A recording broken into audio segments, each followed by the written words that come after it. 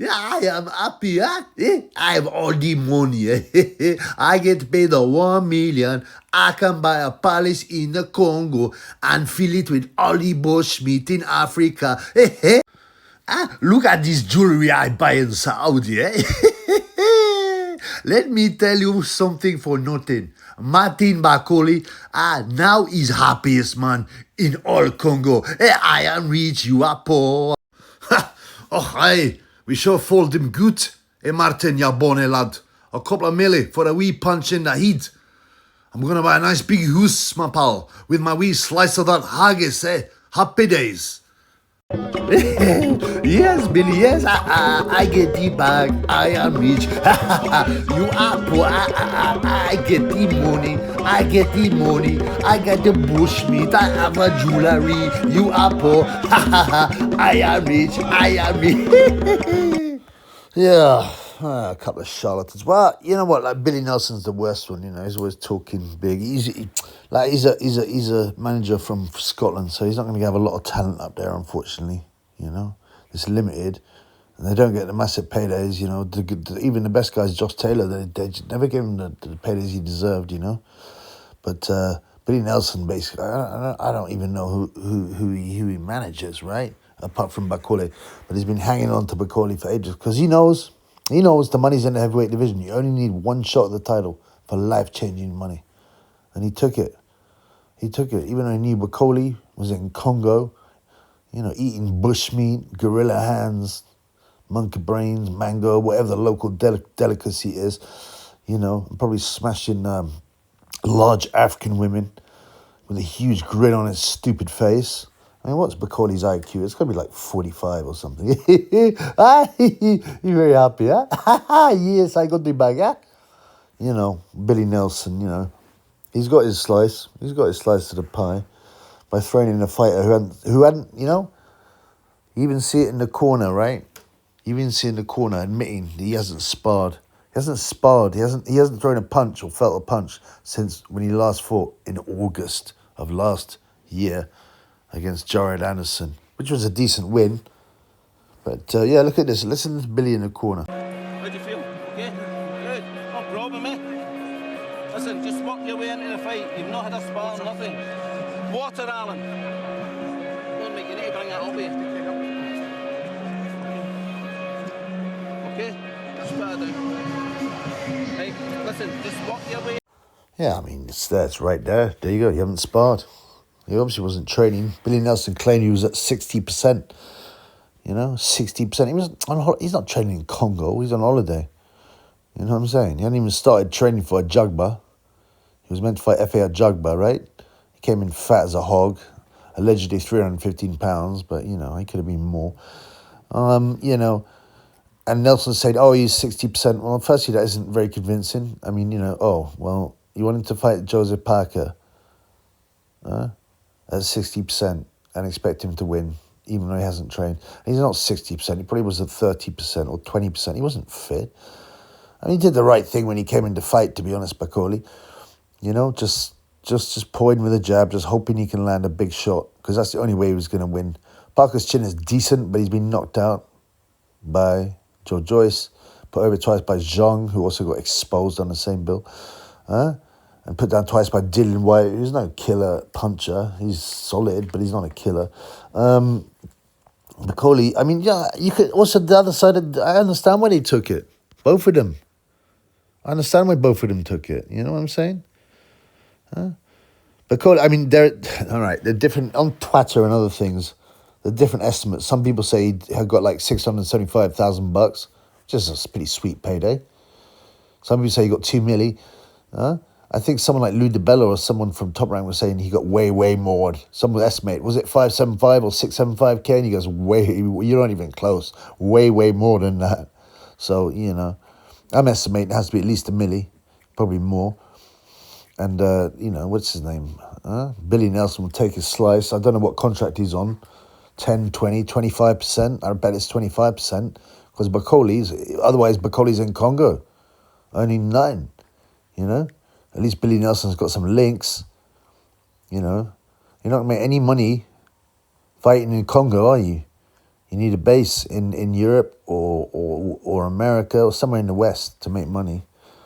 So, you know, Billy, you could say Billy deserves his slice. I mean, he saw someone who had a bit of potential and put him in there. I mean, you know what? He got paid, well, let's just say he got paid $1 million. $1 million bucks or whatever, yeah?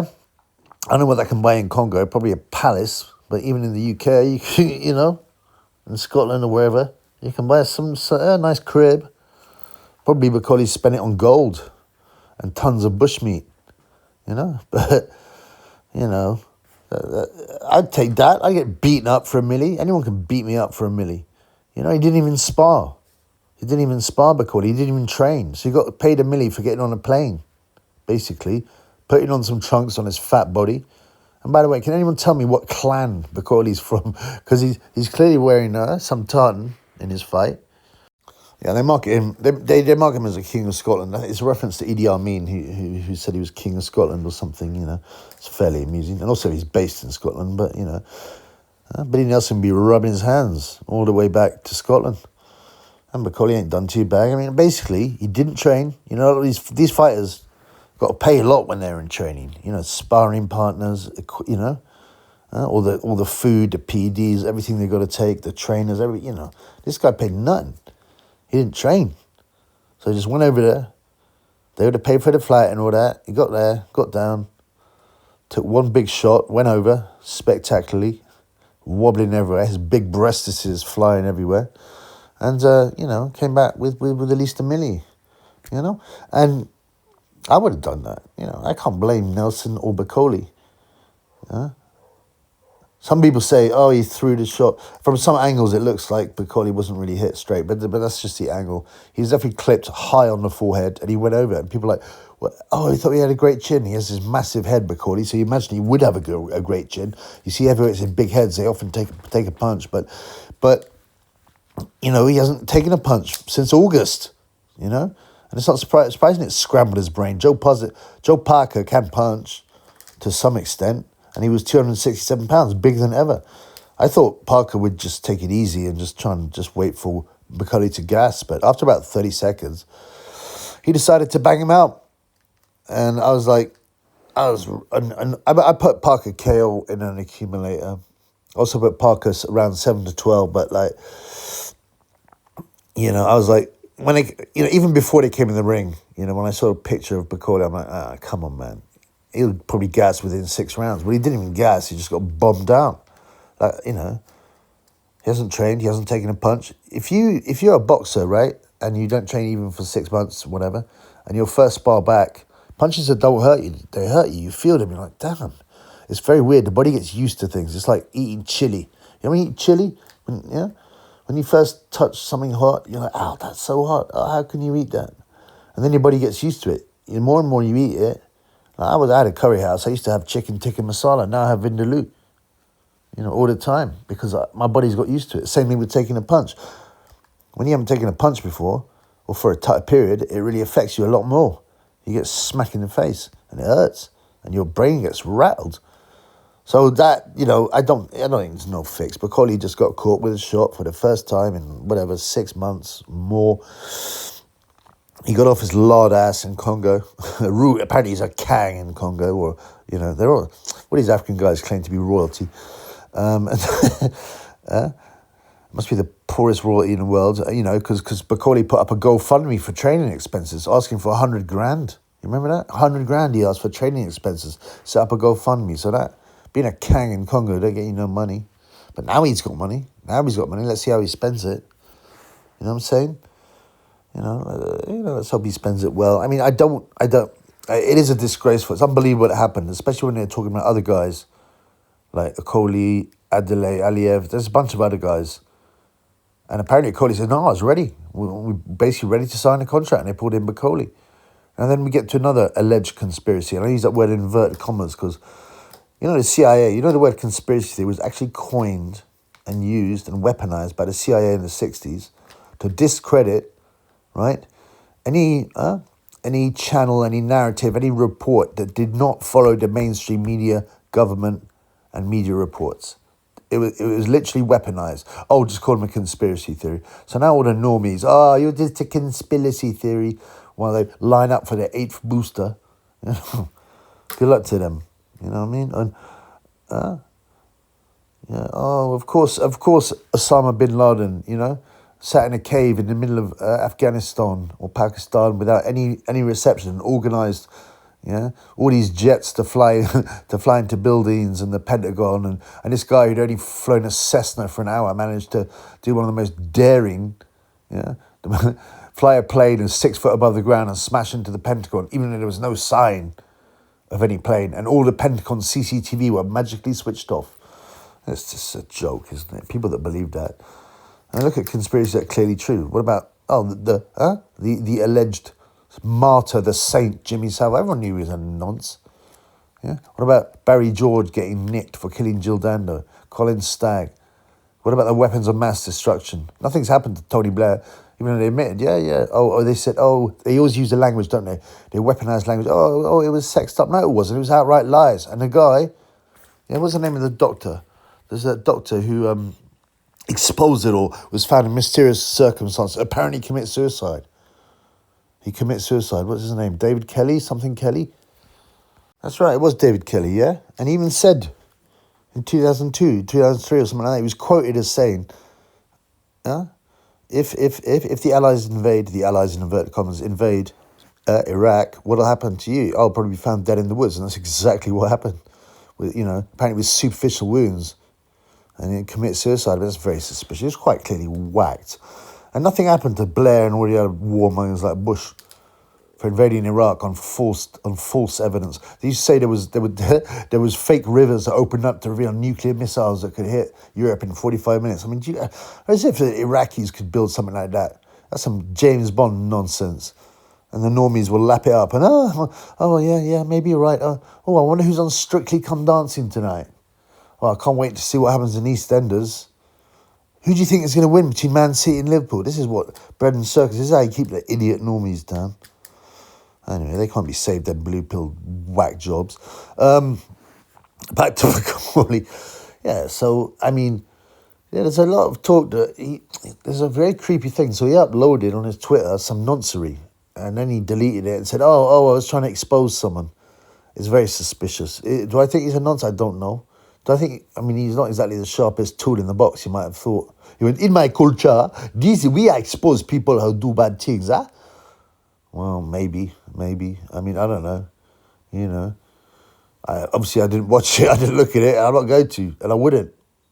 I don't know, and I don't want to know what's in that shit. But he uploaded some noncery, right?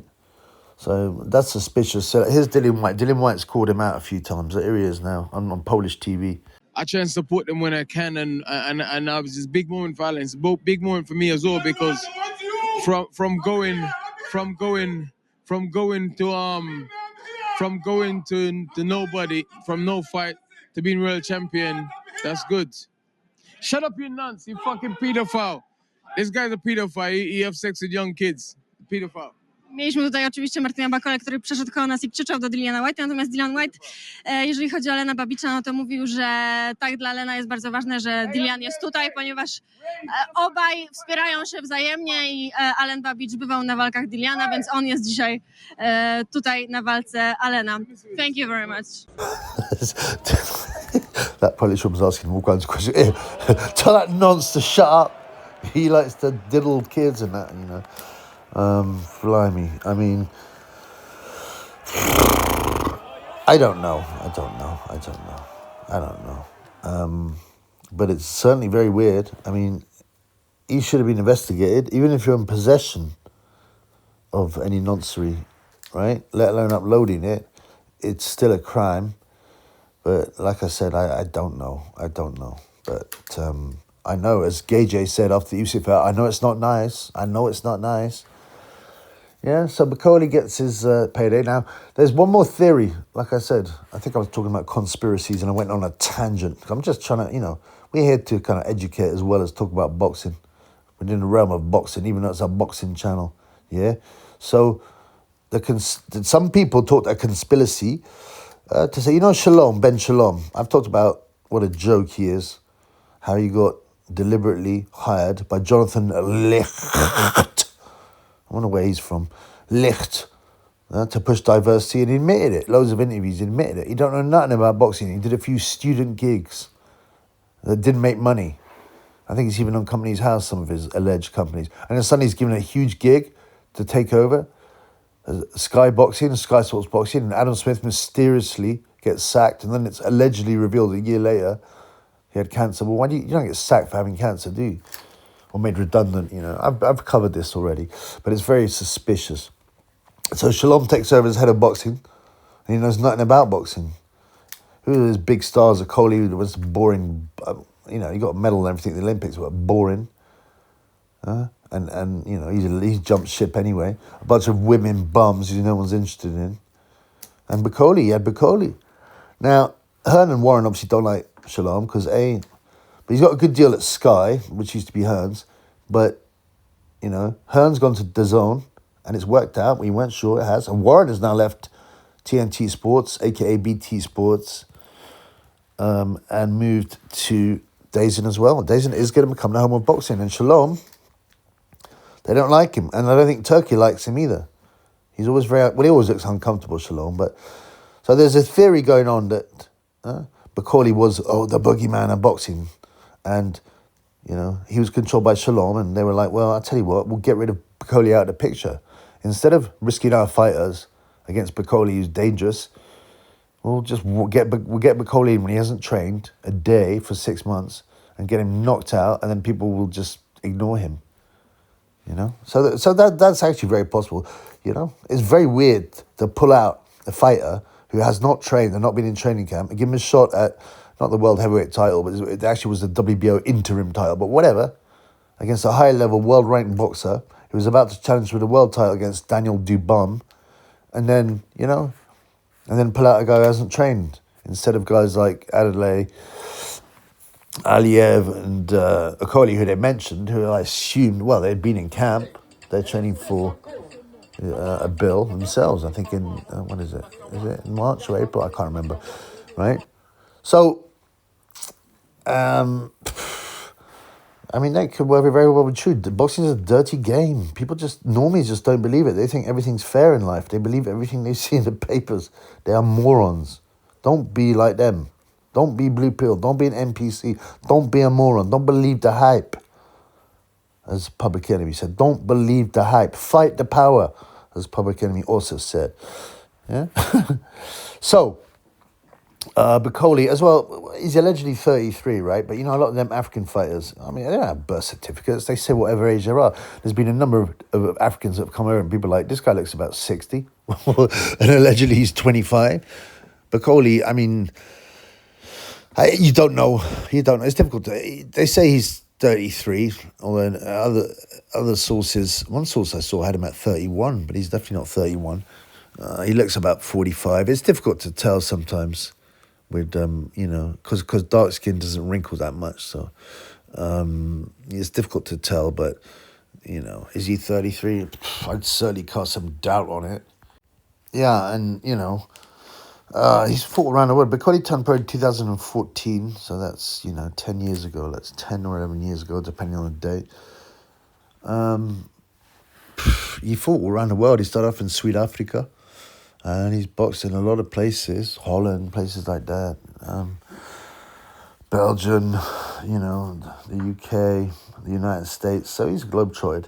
And, you know, the question that remains is this.